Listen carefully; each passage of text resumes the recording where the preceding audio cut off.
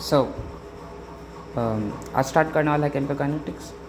और ये जो चैप्टर है इसको मैं 2-3 पार्ट्स में पढ़ाने वाला हूँ।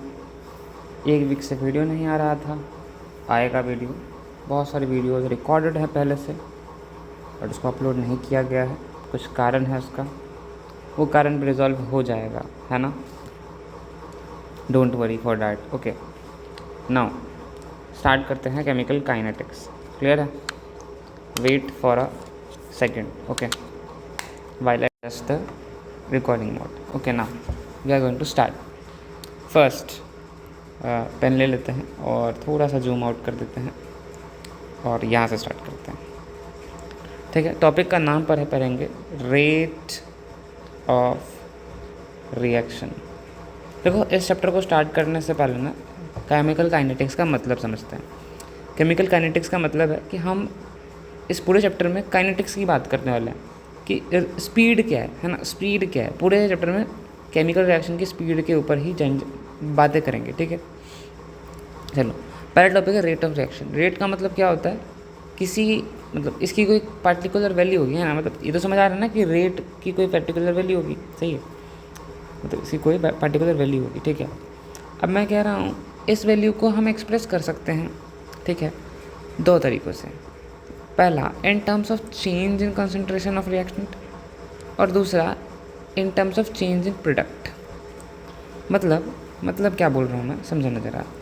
मतलब क्या बोल रहा हूँ, देखो ज़रा।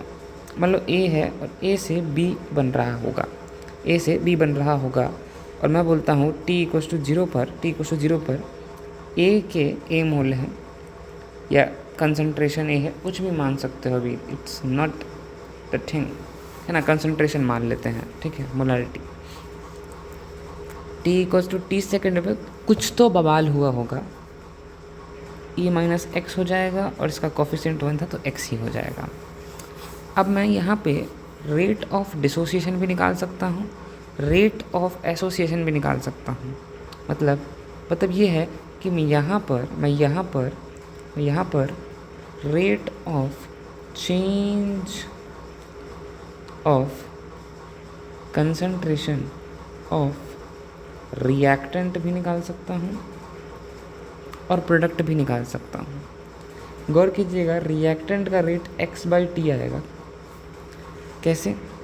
फाइनल क्या है, एम, इनिशियल क्या है, टाइम तो t, ये और ये कटा, -x/t आया।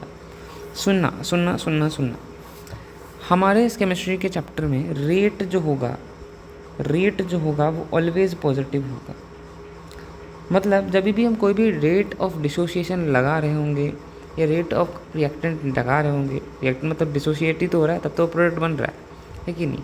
ए जो है वो डिसोसिएट हो रहा है, तब तो वो प्रोडक्ट बी बन रहा है ना। बी का तो अस्तित्व तो था ही नहीं, है ना।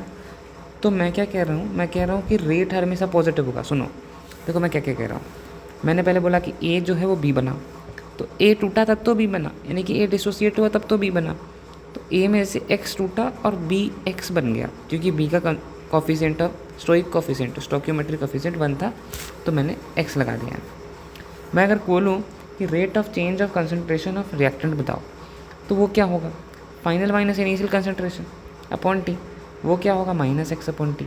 फिर मैंने बोला कि रेट हमेशा पॉजिटिव होता है, रेट हमेशा पॉजिटिव होता है। क्यों? इसका कारण बताता हूँ। देखो, रेट का मतलब क्या होता है, रेट का मतलब होता है चेंज इन कंसंट्रेशन, ठीक है। अब देखो, change in concentration always positive आएगा। तुम सोचो ना, रिएक्शन हो रहा है तो रिएक्शन नेगेटिव में कभी हो सकता है क्या, टाइम नेगेटिव में हो सकता है क्या, नहीं ना। इसका मतलब रेट हमेशा पॉजिटिव होगा। अगर रेट पॉजिटिव होगा, इसका मतलब क्या है, अगर रेट पॉजिटिव होगा इसका मतलब ये है, सुनने वाली बात यहाँ पर ये है कि हमें जब भी हम डिसोसिएशन का रेट रख रहे होंगे, हमें माइनस एक्स्ट्रा लगाना पड़ेगा। हम इसको ऐसे भी लिख सकते हैं, डी ऑफ, देखो यहाँ पे लोग सब क्या करते हैं, डेल्टा लिखते हैं। मैं डी छोटा डी लिखूँगा, डिफ्रेंशिएशन वाला, डी ऑफ a/dt। मैं यहाँ माइनस एक्स्ट्रा लगा के रखूँगा, क्योंकि ये ए का डी बता रहे हैं। ए का डी का मतलब है कि हम रिएक्टेंट का डी बता रहे हैं, मतलब rate of change of reactant बता रहे हैं, ठीक है। और यहाँ माइनस था तो माइनस पॉजिटिव हो जाता है, क्लियर है। ऐसे ही सिमिलरली हम अगर लिखें rate of change of concentration of product तो वो भी x बाई टी ही आएगा, क्योंकि x का फॉर्मेशन हो रहा है x माइनस 0/t। क्लियर है। लिख देता हूँ, लिख दिया, ये लो, क्लियर है। बोलो ना, अरे बोलो ना।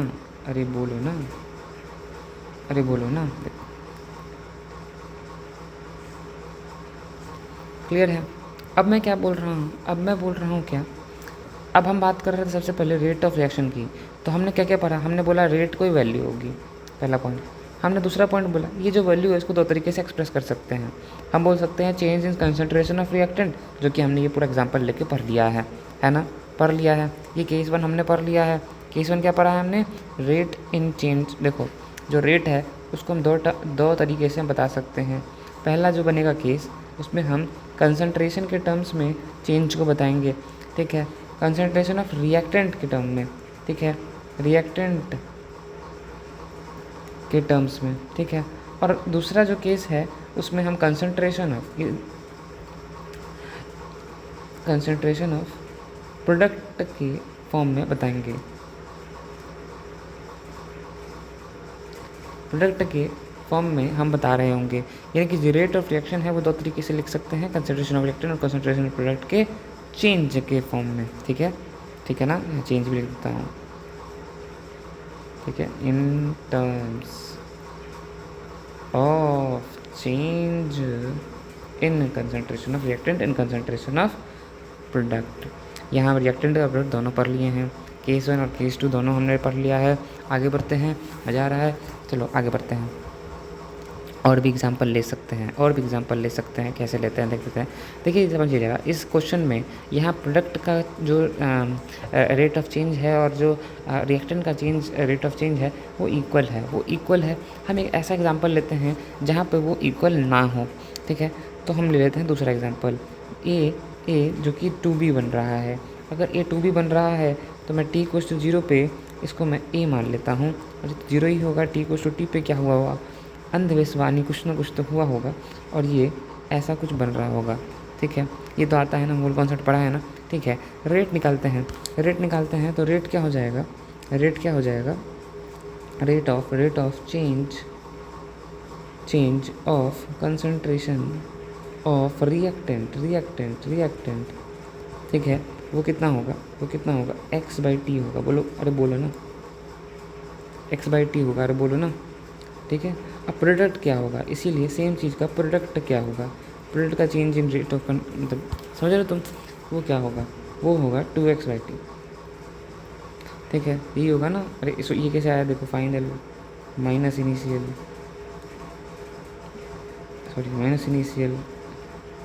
और यहाँ पहले से माइनस लगा रहेगा, क्योंकि डिसोसिएशन में पहले से माइनस लगा कर रखते हैं हम लोग, पॉजिटिव ही रहता है इसीलिए। तो x बाई टी आएगा, और यहाँ पे क्या होगा, आ गया। क्लियर है। अब मैं क्या कह रहा हूँ, सुनो यार, मैं कह रहा हूँ अगर मेरे को कोई बोल दे कि रेट ऑफ रिएक्शन बताओ, सुनो कितना प्यारा चीज़ बता रहा हूँ, सुनो जो बहुत मज़ा आएगा तुमको। मैं कह रहा हूँ उस क्वेश्चन में कि rate of change of concentration of reactant निकाला x by T, rate of change of concentration of product निकाला 2x बाई टी। लेकिन अगर कोई मुझसे पूछ दे कि रेट जो है वो तो सेम होता है ना, अरे रिएक्शन का रेट तो सेम होता है ना, तो ये दोनों अलग अलग कैसे आ गया, मतलब कैसे ही आ गया। तो मैं बोलूँगा जो रेट है वो आंसर ही गलत आ रहा है। ओहो, तुमने कैसे बोल दिया रेट आंसर गलत आ रहा है, बहुत ही आसान सा कारण है, समझो ना। ये जो रेट निकाले हो वो रेट ऑफ फॉर्मेशन है और रेट ऑफ डिसोसिएशन है, समझ आ रहा है तुमको। ये रेट ऑफ डिसोसिएशन है और रेट ऑफ फॉर्मेशन है। अगर मेरे को रेट ऑफ रिएक्शन निकालना है वो तो दोनों के लिए सेम ही आएगा, वो किसी भी तरीके से निकाल लो सेम ही आएगा। Rate of reaction is always a constant term, rate of reaction change नहीं होता है, तुम कैसे भी निकाल लो, तुम आएँ बाएँ दाएँ कहीं से भी निकाल लो, रेट ऑफ रिएक्शन तो सेम ही रहेगा। इसका मतलब है हम कुछ गड़बड़ कर रहे हैं और वो गड़बड़ हम पकड़ते हैं। देखो जरा रेट ऑफ रिएक्शन जो होगा, जिसको हम रेट लिख देते हैं sir, rate of reaction rate को रेट ही लिख देते हैं, ठीक है। तो वो जो होगा बेटा, वो क्या होता है, वो यहाँ पे हाफ मल्टीप्लाई करके, देखो हमें ना एक्सपेरिमेंट से पता चला, हाफ मल्टीप्लाई करके अगर हम ये कर दें ना तो ये कट जाता है, x/t आता है, ठीक है ना। और ऐसे ही रेट जो है हम रिएक्टेंट से भी निकाल सकते हैं 1/1 इंटू x/t। तो हमें पता चला, हमें पता चला कि रेट जो है वो सेम आता है, कैसे भी निकाल लो, लेकिन एक चीज़ हम छोड़ दिए हैं, क्या हमें डिवाइड करना पड़ेगा उसके स्टोकियोमेट्रिक कोफिशिएंट से। क्या बोल रहा हूँ, उसके स्टोकियोमेट्रिक कोफिशिएंट से डिवाइड करना पड़ेगा ही पड़ेगा। ओके, मतलब हमें समझ आ रहा है कि स्टोकियोमेट्रिक कोफिशिएंट से डिवाइड करना बहुत ज़रूरी है। अच्छा, ये जो हमने इतना एग्जाम्पल लेके पढ़ा है, इसको क्या हम जनरलाइज़ कर सकते हैं? बिल्कुल कर सकते हैं। करते हैं ना, तो करते हैं भाई। तो यहाँ हम जनरलाइज करते हैं, तो यहाँ जनरलाइज कर देते हैं हम, ठीक है। चलो केमिकल इक्वेशन लिख देते हैं, एक generalize A plus B B is equals to C C plus D D. Clear है। अब हम क्या करते हैं, रेट ऑफ, देखो जरा, रेट ऑफ फॉर्मेशन लिख देते हैं। रेट ऑफ फॉर्मेशन होगा के F is what, rate constant into F into A का कोफिशिएंट का पावर है और बी का कोफिशिएंट का पावर। सुनो, ये लिखना नहीं आता तुमको, अगर नहीं लिखने आता तो मैं अगर तुमको बता दूँ तुम डूब के पानी, चुल्ली पर पानी में मर जाओ। क्यों? क्योंकि ये चैप्टर जो है वो 12वीं का है और तुम 12वीं में होगे, अगर नहीं भी हो तुम इस चैप्टर को अगर पढ़ रहे होगे तो मैं आशा करता हूँ ये तुमको केमिकल इक्विलिब्रियम आना ही चाहिए। अगर नहीं पढ़े हो तो यहीं पे छोड़ दो भाई इस चैप्टर को और केमिकल इक्विलिब्रियम पढ़ के ही आओ, उसके बिना ये चैप्टर नहीं पढ़ पाओगे। अब सुनो, केमिकल इक्विलिब्रियम में हमने पढ़ा था मास एक्शन, ठीक है, law of mass action. Law of mass action में हमने पढ़ा था कि रेट ऑफ फॉर्मेशन या रेट ऑफ डिसोसिएशन हम निकाल सकते हैं, बिल्कुल निकाल सकते हैं। तो रेट ऑफ फॉर्मेशन जो होता है वो के इंटू डैट कोफिशिएंट का प्रोडक्ट होता है, रिएक्टेंट का कंसंट्रेशन का प्रोडक्ट होता है, और उसकी पावर में उसका ऑर्डर लिखा जाता है। और यहाँ पे जो ऑर्डर है वो कुछ और नहीं, स्टोकियोमेट्रिक कोफिशिएंट है। मतलब हम इम्पोर्टेंस समझ रहे हैं स्टोकियोमेट्रिक कोफिशिएंट का लगाने का, बहुत इंपॉर्टेंट है। क्लियर है। तो ये कहाँ से आया था, ये हमारे को कहीं और से नहीं, पाताल से नहीं, from R only law of action, law of mass action.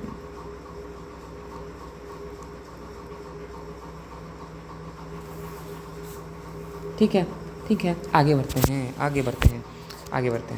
देखो मज़ा एकदम मज़ा आएगा। मैं इसमें ना बहुत ही ज़्यादा जान डाल रहा हूँ चैप्टर में, बहुत अच्छे नोट्स मैंने खुद से बनाए हैं, मैं वो नोट्स भी प्रोवाइड कर दूँगा आपको, चिंता मत करो। देखो आगे बढ़ते हैं, chemical kinetics, initial stage of reaction की बातें करते हैं। देखिए ज़रा, समझिए ज़रा, एक मिनट समझिए। देखिए, हाँ, हम ना, देखो ज़रा, एक चीज़ छोड़ दिया हमने, जो हम केमिकल काइनेटिक्स पढ़ते हैं, ठीक है ना, उसमें हम क्या करते हैं, हम सिर्फ और सिर्फ इनिशियल स्टेजेस ऑफ रिएक्शन के बारे में ज़्यादा जानने के पीछे पढ़ते हैं, और अभी वही पढ़ने भी वाले हैं। चलिए देखिए, ये जो रिएक्शन हमने लिखा है हमारे सामने, ये जो हमने सारे रिएक्शन लिखा है, यहाँ कोफिशिएंट लिख दिया, लेकिन इसको जनरलाइज नहीं किया अभी तक हमने। देखो, हमने डायरेक्ट स्टोकियोमेट्रिक कोफिशिएंट लिख दिया है जब हम लिख रहे हैं यहाँ पर, बट अगर हम रेट निकालें फॉरवर्ड का, तो इसी में हम की एफ ए की पावर एम और बी की पावर एन भी लिख सकते हैं। अब तुम बोलोगे कि ये कहाँ से आया, तो ये बेटा ये रेट लॉ से आया, रेट लॉ इक्वेशंस। अब तुम बोलोगे कि इसमें और इसमें तो कोई अंतर ही नहीं है। ये जो m है और जो n है ना, ये कहीं से भी a और b के इक्वल नहीं होता। मतलब डेफिनेशन वाइज मैं बोल रहा हूँ, डेफिनेशन वाइज वर्ड को देखो जरा, सब समझ आएगा। 1 मिनट सब्र करो, सब कुछ समझ आएगा। अब मैं क्लियरिटी देता हूँ तुमको। देखो, बहुत ही प्यारी चीज़ बताऊँगा, बहुत ही प्यारी चीज़ दुनिया में। ओहो, देखो स्टोकियोमेट्रिक कोफिशिएंट जो था वो जब भी हम रेट लिख रहे होते हैं तब काम नहीं। सुनो बताते हैं, मज़ा आ जाएगा। हम ये रिएक्शन देखें, क्लियर रिएक्शन, इस रिएक्शन में हमने लॉ ऑफ मास एक्शन लगाया, तो हमारे को ये मिल गया R F is equal to K F A की पावर ए और बी की पावर बी। क्लियर है? बट हमने दुनिया में ज़िंदगी में सोचा, ये साइंटिस्टों ने सोचा, या फिर हम किसी लोग ने क्या किया, रिएक्शन कराया, मतलब उन्होंने प्रैक्टिकल डेटा बेस्ड चीज़ें देखी, ठीक है, प्रैक्टिकल डेटा देखा, तो हमें पता चला कि ये तो गलत है,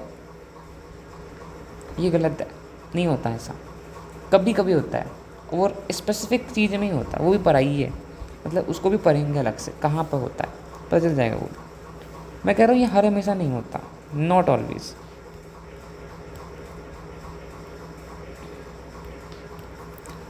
कैसे पता चला? From practical data. तो मैं कह रहा हूँ फ्रॉम प्रैक्टिकल डेटा हमें पता चला कि आर एफ जो है, ये लॉ ऑफ मास एक्शन जो है, हम एक केमिकल काइनेटिक्स में नहीं चिपका सकते। तो हमने कुछ सोचा और हमने देखा कि आर एफ जो है वो के एफ ए की पावर एम और बी की पावर एन के बराबर है। अच्छा, तो एम और एन, ए और बी कैसे अलग है? तो जो ए और बी है वो स्टोकियोमेट्रिक कोफिशिएंट है, और जो एम एन है वो अलग चीज़ है। तो भाई क्या है एम और एन? तो मैं बताता हूँ ना, देखो जो एम और एन है ना, उसका डेफिनेशन लिखो, मज़ा आ जाएगा। It is known as order of reaction with respect A and B respectively। समझ आ रहा है तुमको? And it is not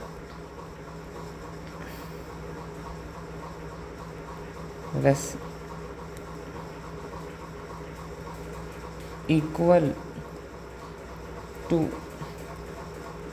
coefficient A and B respectively। तो मैं ये कह रहा हूँ क्या कि जो A और B है, यहाँ जो A और B था, M और N था, वो नॉट नेसेसरली इक्वल होगा। A M और N जो है वो ऑर्डर है किसका? रिएक्शन का, with respect to A and respect to B respectively. Clear है? क्लियर है? मज़ा आ गया? अच्छा, अब ये ऑर्डर क्या होता है? ये जो ऑर्डर है ना, ये ऑर्डर नाम का वर्ड जो है ना, ये प्रैक्टिकल डेटा से आया है, हवा से उड़ के नहीं आया। अरे ना, हवा से उड़ के नहीं आया ये प्रैक्टिकल डेटा से आया हुआ है, तो इसको निकाला नहीं जा सकता। एम और एन को कैलकुलेशन से नहीं निकाला जा सकता, ये प्रैक्टिकल डेटा से, आप समझ भी नहीं रहे हो। आ गया ना? अच्छा, यहाँ लिख दिया कि कभी कभी,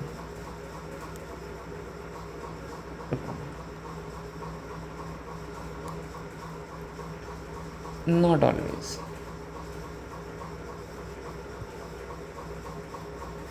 ये अच्छा लगा।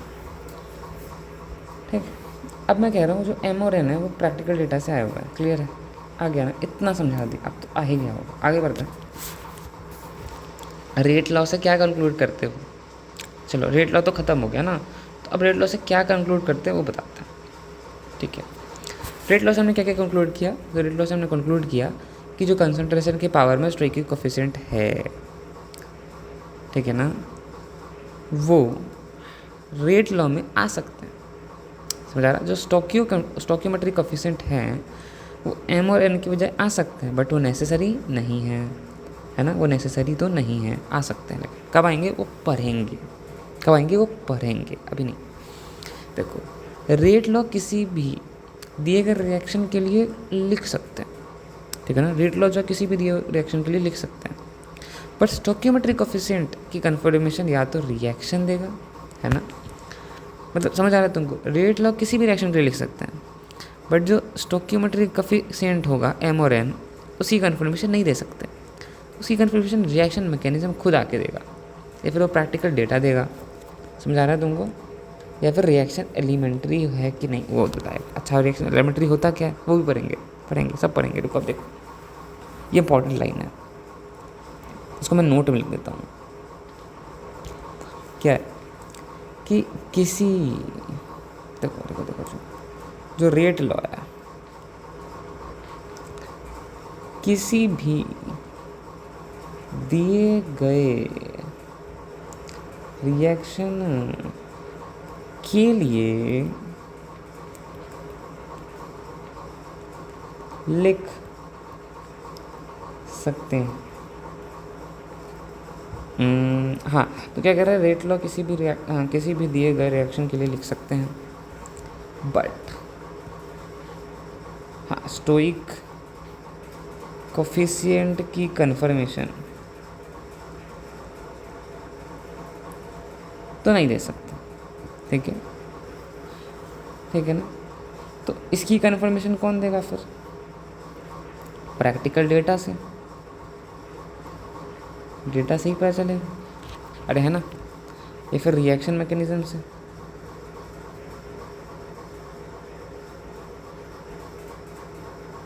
रिएक्शन के मैकेनिज्म से, है ना, और या फिर रिएक्शन एलिमेंट्री है या नहीं उससे। ठीक है, सॉरी, या फिर एक लास्ट ऑप्शन बचता है एलिमेंट्री वाला, है या नहीं।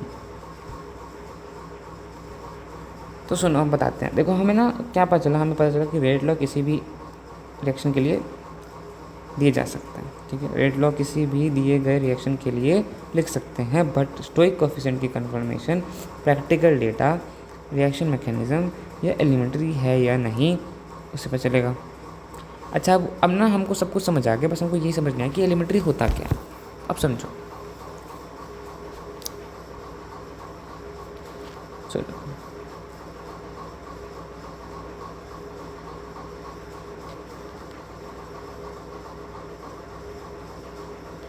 अब फिर जाते हैं। दुनिया में ओहो, इस जहाँ में ओहो, दो तरीके रिएक्शन में बांट सकते हैं, एक है एलिमेंट्री, दूसरा है कॉम्प्लेक्स। एलिमेंट्री में क्या है बता दीजिएगा। एलिमेंट्री में सिंगल स्टेप होता है, पहला पॉइंट, ठीक है ना, सिंगल स्टेप, सिंगल स्टेप। ठीक है, इसमें मल्टीपल स्टेप होता है। दूसरा पॉइंट, इसका मैकेनिज्म होता ही नहीं है, नो मैकेनिज्म। अरे सिंगल स्टेप होता, मैकेनिज्म क्या होगा? मोर देन वन मैकेनिज्म या फिर वन एलिमेंट्री रिएक्शन। ठीक है ना, इसके अंदर इंटरमीडिएट नहीं होंगे। अरे रिएक्शन का मैकेनिज्म नहीं है तो इंटरमीडिएट क्या होंगे? तो इंटरमीडिएट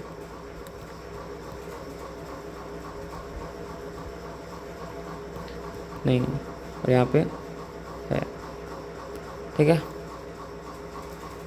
अब देखो, it is defined only for elementary reaction, word molecularity. आगे बढ़ता है, पढ़ते मजा आएगा। इस पॉइंट में लिखा नहीं जा सकता ना वो, देखो। तो एलिमेंट्री और कॉम्प्लेक्स के बारे में पढ़ लिया ना। अब समझो, एलिमेंट्री के लिए हम एक वर्ड डिफाइन करते हैं, मॉलिक्यूलैरिटी।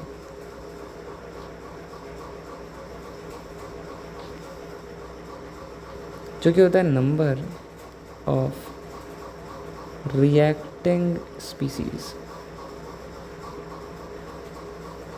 ठीक है ना, अब समझो, हम तुमको ना और रिवाइज कराते हैं। तो हाँ, स्टार्टिंग से फिर से क्या क्या पढ़ा, रेट ऑफ रिएक्शन के बारे में पढ़ा था। तो रेट ऑफ रिएक्शन जो होता है उसको दो तरीके से हम दिखा सकते हैं, कंसंट्रेशन का, और कंसंट्रेशन में ही दिखाते हैं, रिएक्टेंट का या प्रोडक्ट का। ठीक है, जो ओवरऑल रेट होता है, रेट ऑफ रिएक्शन जो होता है वो तो सेम ही आता है और पॉजिटिव होता है रेट। ठीक है, इसके लिए डिसोसिएशन के पहले नेगेटिव पहले लगा देते हैं कि आंसर पॉजिटिव है ऑलवेज। ठीक है, ये देखो, इससे दो तरीके से रेट निकाला गया हमारा। x/t आया था पहले वाले में, और दूसरे वाले में x/t और 2x/t आया था, बट रेट तो सेम होता है, इसलिए हमें कोफिशिएंट से डिवाइड करना पड़ा। और यही जनरल फार्मूला हमारा बन के आ गया कि कोफिशिएंट डिवाइड करना पड़ता है। ठीक है ना, तो हम यहाँ लिख सकते हैं -dA/dt into 1/8 is equals to 1/b -dB/dt is equals to dC/dt 1/c। ठीक है ना, dB/dt। क्लियर है? रेट ऑफ फॉरवर्ड निकाल लिया, के एफ ए के पावर ए बी की पावर बी, और बी जो होगा नॉट नेसेसरली ऑर्डर होगा, या ऑर्डर जो होगा not necessarily coefficient stoichiometric coefficient होगा। कब होगा? एलिमेंट्री रिएक्शन होगा तब। एलिमेंट्री कब होता है? पर है सिंगल स्टेप होता है तब। ये मास लॉ से आया था, और मास लॉ और रेट लॉ में अंतर कुछ नहीं है। अंतर यही है कि एम और एन जो होता है वो order of reaction with respect to and B होता है, ठीक है। Not necessarily equal to and B होगा। कब होगा वो भी बता देते हैं। तब होगा जब, देखो हमें पता चल जाएगा कब होगा, प्रैक्टिकल डेटा से पता चलेगा, या फिर रिएक्शन मैकेनिज्म दे देंगे, या फिर एलिमेंट्री है या नहीं वो पता चल जाएगा। अब समझो, एलिमेंट्री या कॉम्प्लेक्स के बीच में डिफरेंशिएशन होता है। एलिमेंट्री जो होता है वो सिंगल स्टेप होता है, और कॉम्प्लेक्स होता है मल्टीपल होता है। एलिमेंट्री जो होता है उसमें कोई मैकेनिज्म होता ही नहीं, बस उसमें एक ही स्टेप है तो मैकेनिज्म क्या हो। बट कॉम्प्लेक्स में क्या होता है, बहुत सारे मैकेनिज्म होते हैं और उसको समझना पड़ता है, ठीक है। मोर देन वन स्टेप होता है। एलिमेंट्री में इंटरमीडिएट नहीं होंगे और कॉम्प्लेक्स में इंटरमीडिएट होंगे, है ना। अब जो है मोलिकुलरिटी के लिए, सॉरी मतलब क्या बोल रहा है, एलिमेंट्री के लिए मोलिकुलरिटी को डिफाइन किया गया। अब मोलिकुलरिटी होता क्या है? नंबर ऑफ रिएक्टिंग स्पीसीज, ठीक है। अच्छा, अब नंबर ऑफ रिएक्टिंग स्पीसीज का मतलब क्या होता है? तो कोई रिएक्शन हो रहा है, मान लो वो जो ऊपर वाला रिएक्शन हो रहा था, यहाँ पे जो रिएक्शन है ये ए और बी और सी और डी, ठीक है ना। तो यहाँ पर नंबर ऑफ रिएक्टिंग स्पीसीज कितने हैं? ए और बी, ठीक है ना। तो ए प्लस बी जो है वो नंबर ऑफ रिएक्टिंग स्पीसीज हो जाएंगे। छोटा ए प्लस छोटा बी, हाँ जी। तो इसमें और एग्जाम्पल लेके एग्जाम्पल लेते हैं। तो देखो जरा, 2a plus B is equal to X, इसका रिएक्टिंग स्पीसीज का नंबर बताओ, मोलिकुलरिटी बताओ, मतलब सिंपल भाषा में। तो इसका मोलिकुलरिटी होगा इसके लिए 3, 2 + 1 3। अरे मान लो 3a प्लस 2b, तो इसका मोलिकुलरिटी कितना होगा? 5। क्लियर है? बोलना।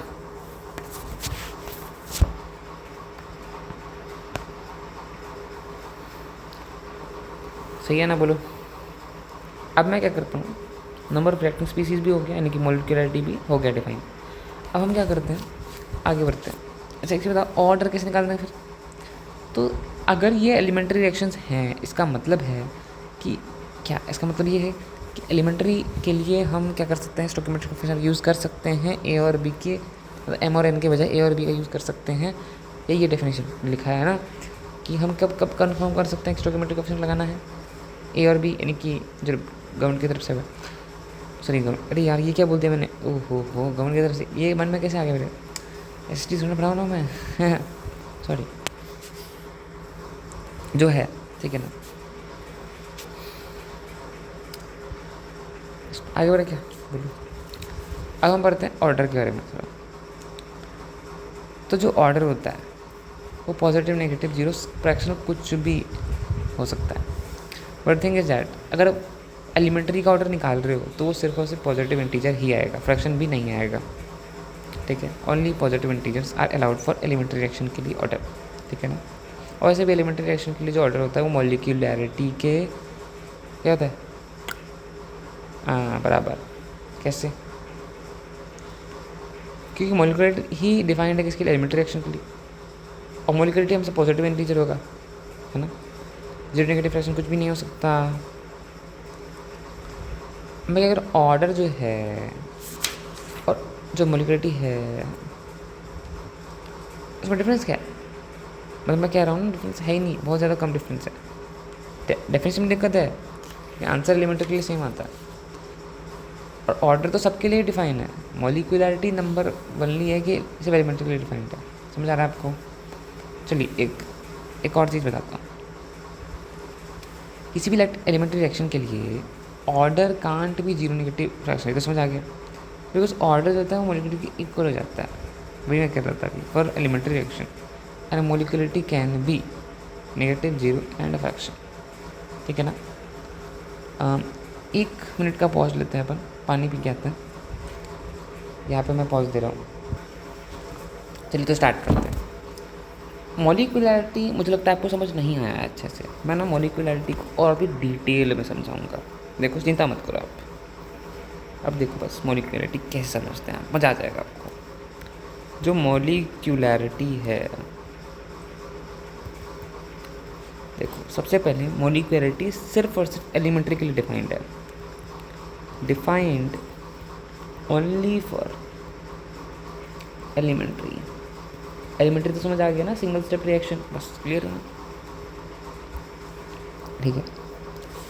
बस एक थ्योरेटिकल क्वांटिटी है ये, ठीक है ना।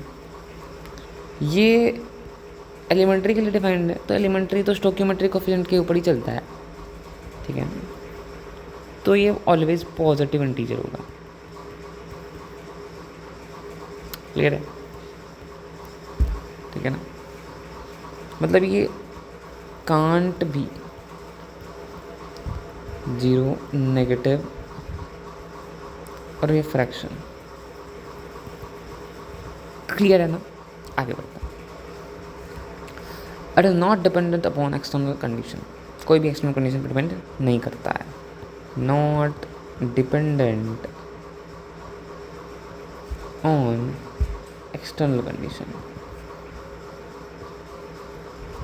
आगे बढ़ते हैं। देखो मैं थोड़ा आगे बढ़ रहा हूँ, उसका मतलब ये नहीं कि मैं डिटेल में नहीं जाऊँगा, मैं अंदर तक चले जाऊँगा। अभी देखो, अब चिंता मत करो, मैं अब बहुत डिटेल में जाने वाला हूँ। एक नोट लिखते हैं, देखिए बोल रहा हूँ मैं क्या बोलता हूँ।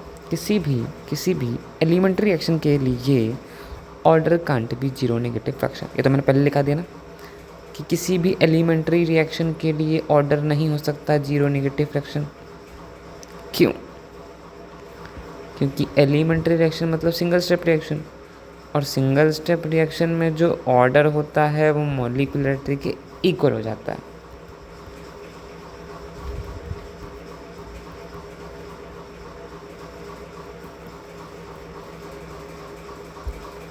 ठीक है, एलिमेंट्री के लिए। और वैसे भी मॉलिक्यूलरिटी तो एलिमेंट्री के लिए ही डिफाइंड है, ठीक है ना, क्लियर है ना, ठीक है। अब सुनो,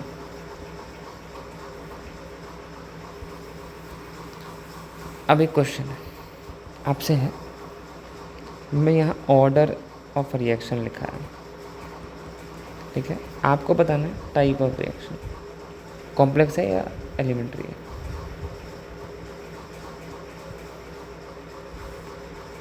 ऑर्डर है मान लो -1, कॉम्प्लेक्स ही होगा डेफिनेटली। एलिमेंट्री तो पॉजिटिव इंटीजर है ना, सिंपल है, जीरो है, कॉम्प्लेक्स ही होगा, positive integer, zero is not neither positive neither negative, okay. हाँ फ्रैक्शन है, कॉम्प्लेक्स ही होगा, 1 2 3 डॉट डॉट, इंटीजर है, एलिमेंट्री होगा, ज़रूरी नहीं, कॉम्प्लेक्स भी हो सकता है। अरे ये क्या बोल दिया, सुन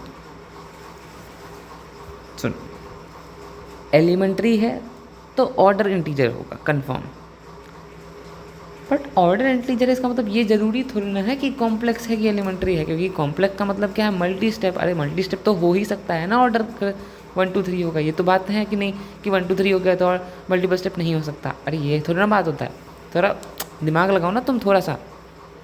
बट एलिमेंट्री हुआ, अगर मैंने बोल दिया मुँह से एलिमेंट्री है रिएक्शन ये, तो उसका डेफिनेट मतलब है कि पॉजिटिव इंटीजर ही हो सकता है, क्योंकि सिंगल स्टेप में स्टोकियोमेट्रिक कोफिशिएंट ही लेते हैं और स्टोकियोमेट्रिक कोफिशिएंट फ्रैक्शन में नहीं आएगा। क्लियर है, बताओ, मज़ा आया? आया ना मज़ा? आगे बढ़ता है। देखो जनरली स्टार जो कि उतना काम का नहीं है, स्टार वैसे तो ही मतलब समझ रहे हो, जनरली हमारे को ना मतलब जनरल तरीके से जो मॉलिक्यूलरिटी है वो ग्रेटर देन 3 दिखता ही नहीं है, नहीं दिखता। क्यों? क्योंकि वो बनता ही नहीं है। अरे ऐसे कैसे नहीं बनता, तो मैं बताता हूँ ना तुमको। मॉलिक्यूलरिटी का मतलब क्या था, number of reacting species, number of reacting species, number of reactant, है ना, ठीक है। देखते हैं, मान लो मॉलिक्यूलरिटी 1 है तो कैसा दिखेगा, मतलब है कि एक कोई गोला है, एक है, ठीक है, ये 2 भागों में बट गया।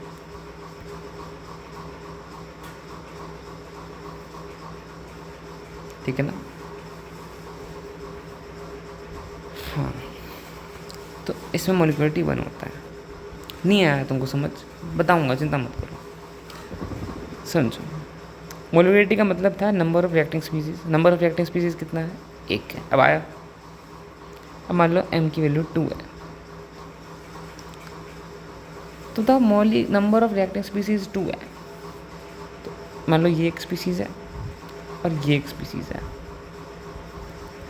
और इस लाइन के लॉन्ग रिएक्ट कर रहा है और ये बना रहा है ऐसे।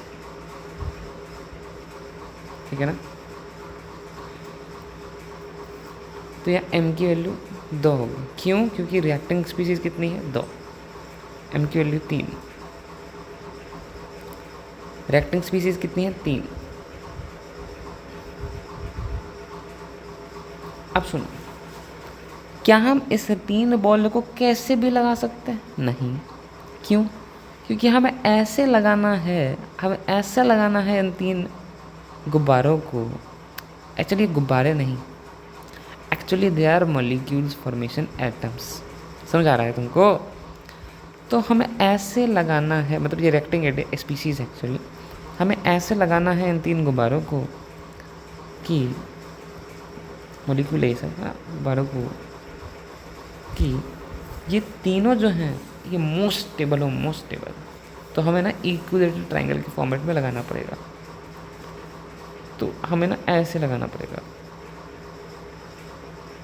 देखो सर, मैं एकदम फील दिलाऊंगा, चिंता मत करो तुम। अभी रुको रुको 1 मिनट को, फिगर बना दो मेरे को। तो आप एक अरब फिगर बन जाए ऐसा, मतलब आपको मैं, आपकी आंखों से आंसू निकल जाए। अब सुनो, देखो कितना मज़ा है। हम क्या बोल रहे थे कि यहाँ मॉलिक्यूलरिटी 1 था तो रिएक्टिंग स्पीसीज 1 था, तो हाफ में बदल कुछ भी हो सकता है। 3 में बढ़ रहा है, कोई फ़र्क नहीं पड़ता। रिएक्टिंग स्पीसीज तो 1 है तो m की वैल्यू 1 होगी। यहाँ रिएक्टिंग स्पीसीज 2 है तो m की वैल्यू 2 होगी। यहाँ रिएक्टिंग स्पीसीज 3 है तो m की वैल्यू 3 होगी। अब सुनो, m की वैल्यू 3 के बाद क्यों नहीं आता? सुनो सुनो सुनो, क्या तुम हवा में सोच रहे हो क्या कि कितने भी मॉलिक्यूल्स होंगे वो कैसे भी बन जाएंगे? ऐसा नहीं होता। कोई भी मॉलिक्यूल कैसे भी नहीं बनते, उनके बीच में स्टेबिलिटी नामक चीज़ होती है। देखो ये जो मॉलिक्यूल्स हैं ये घूम रहे ना, घूम रहे, इनमें काइनेटिक एनर्जी है बहुत सारी। तो मैं क्या कह रहा हूँ ना कि ये कैसे भी टकरा जाएंगे ना, कैसे भी कोलिजन कर लेंगे। अगर ये कैसे भी कोलिजन कर लेंगे तो जो सिस्टम है वो स्टेबल नहीं रहेगा। समझ आ रहा है तुमको? सिस्टम है स्टेबल नहीं रहेगा। तो मतलब क्या कहना चाहते हो कि एक स्पेसिफिक तरीका ही है बनने का, बाकी तरीके ख़त्म, टाटा बाय बाय? हाँ। अच्छा, तो कैसे पता चलेगा वो स्पेसिफिक तरीका? तो स्पेसिफिक तरीका ऐसे पता चलेगा कि सबसे ज़्यादा स्टेबल होगा वो।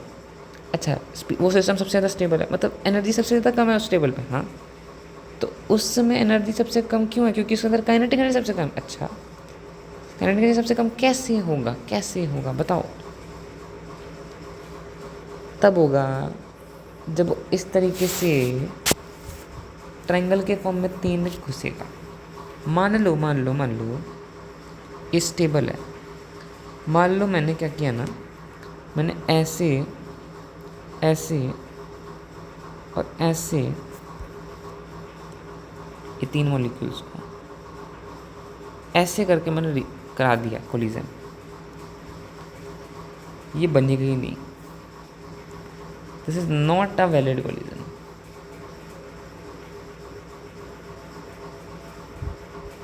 ठीक है ना? This is not a valid collision at all. इसमें ना एनर्जी ना बेकार की गई, मतलब बहुत एनर्जी तो कम ही नहीं हुई। मतलब तुम्हें एनर्जी बहुत ही कम करनी है तब तो स्टेबिलिटी इंक्रीज़ करेगा।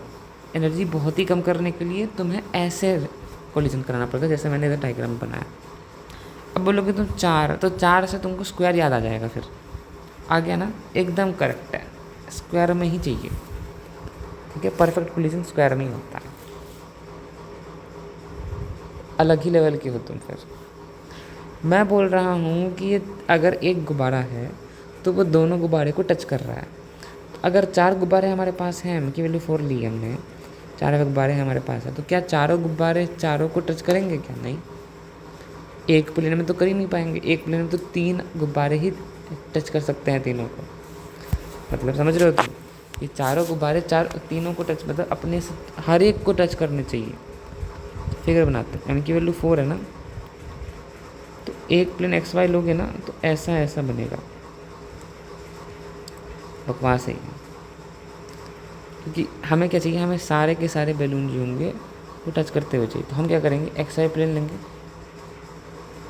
ये 3 को पकड़ेंगे ऐसे, और जेड एक्सिस से हम क्या करेंगे, एक जो बॉल होगा उसको जेड एक्सिस से यहाँ पे लेके आएंगे।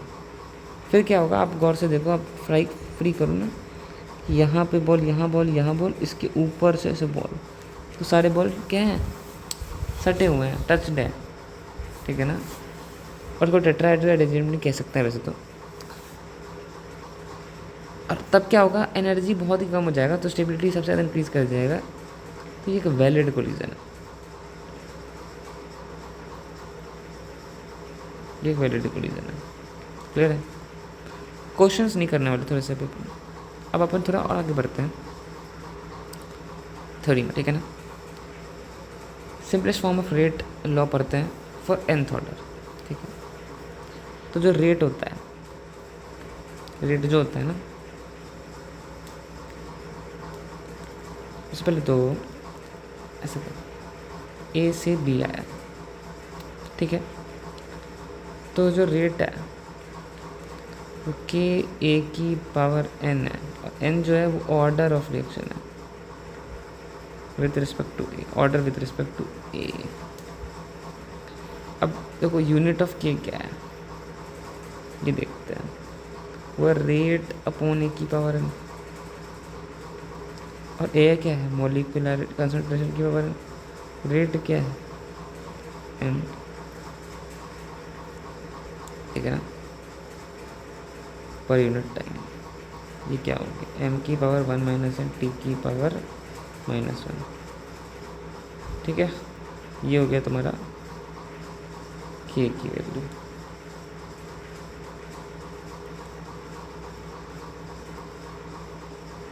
समझ आ रहा है तुमको? आगे बढ़ते हैं, ऐसा तुम याद रखो। चलो मान लो मैं 0th रिएक्शन देखता हूँ, 0 ऑर्डर रिएक्शन।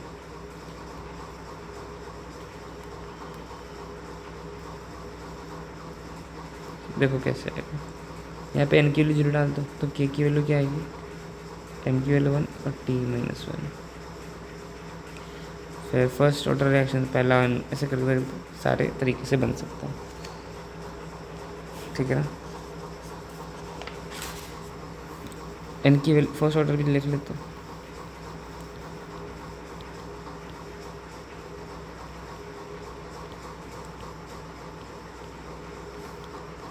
तो n की वैल्यू 1 होगी, तो n की वैल्यू 1 होगी, तो k की वैल्यू क्या होगी, m की वैल्यू 0, t की वैल्यू -1। और अगर सेकेंड ऑर्डर बोलो तो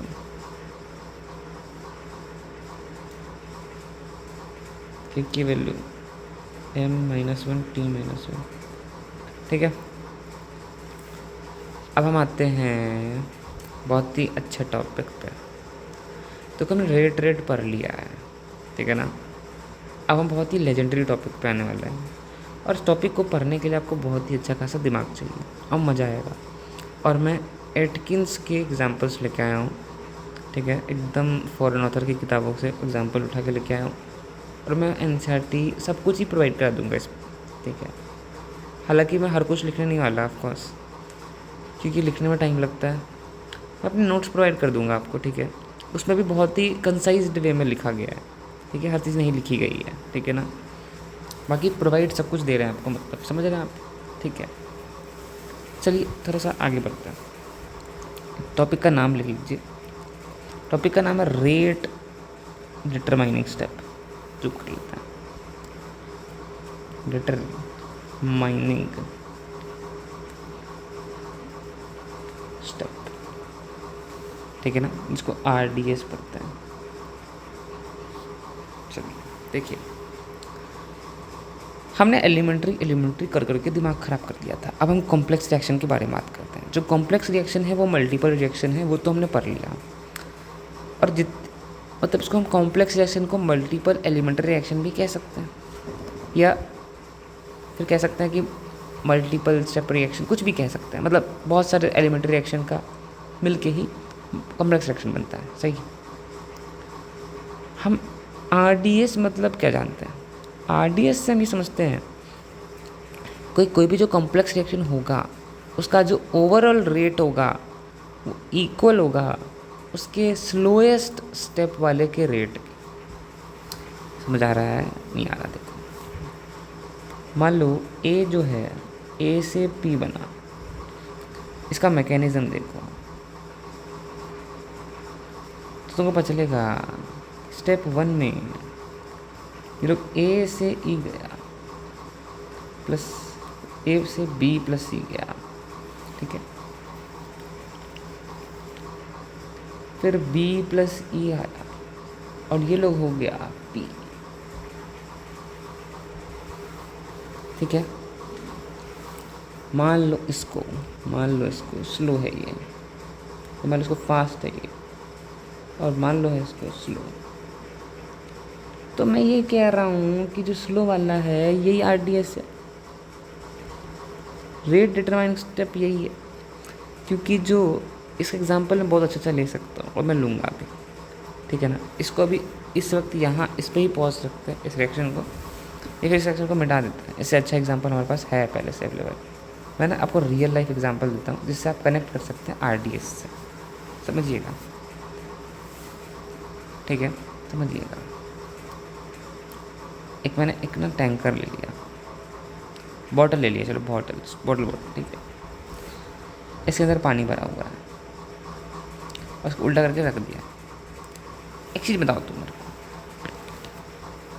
अगर इसको जो वो नीचे का जो सरफेस है, ढक्कन, मतलब जो इसके अंदर जो छेद है, ठीक है, जिससे पानी गिर रहा है नीचे, बॉटल के ऊपर जो नीचे का जो नैरो एरिया है ना, ठीक है, बॉटल नेक कह दो, कुछ भी कह दो, ठीक है, क्रॉस सेक्शन एरिया जो है वो अगर जितना ज़्यादा होगा उतना ज़्यादा रेट होगा, है ना। मतलब मैं ये कहना चाह रहा हूँ, रेट डिटरमाइन कर कौन रहा है यहाँ पे? ये नैरो बॉटल वाला नेक एरिया कर रहा है ना। इसका मतलब रेट जो है एरिया पे ही डिपेंड कर रहा है इसके, ठीक है। तो मैं अब ये कहना चाहता हूँ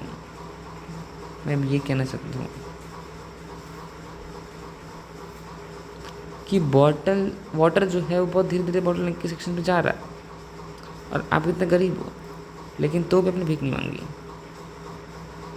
बट मैंने क्या कह दिया अभी? अरे यार, बीच लेक्चर में ये सब क्या बोल देता हूँ, कोई बात नहीं, आगे बढ़ते हैं। हाँ, कुछ और सोचने में लग जाता हूँ मैं, इसीलिए स्टार्ट करते हैं। ट्रैफिक लाइट, अरे ये क्या बोल दिया? एक एग्जांपल है ट्रैफिक लाइट। मन में पता नहीं क्या ही चल रहा है, मेरे मुंह पर निकल जा रहा है, माफ़ करिएगा। चलिए एक और एग्जांपल ले सकते हैं, ट्रैफिक लाइट का एग्जांपल ले सकते हैं। इसमें ट्रैफिक लाइट का एग्जांपल बहुत ही आसान है। देखो आप क्या करते हैं, आप मुझको बताओ, मान लो बाइक है और ट्रैफिक लाइट पे क्या हो रहा है, सारी गाड़ियाँ जाम है, ठीक है, गाड़ियाँ सारी जाम है, बाइक है आपके पास, ठीक है।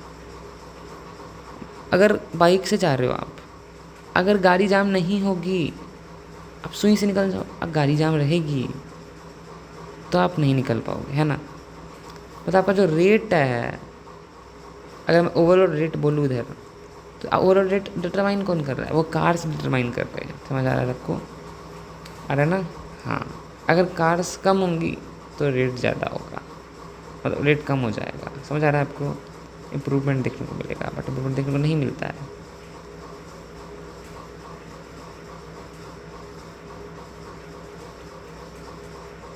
एक मिनट पॉज लेते हैं।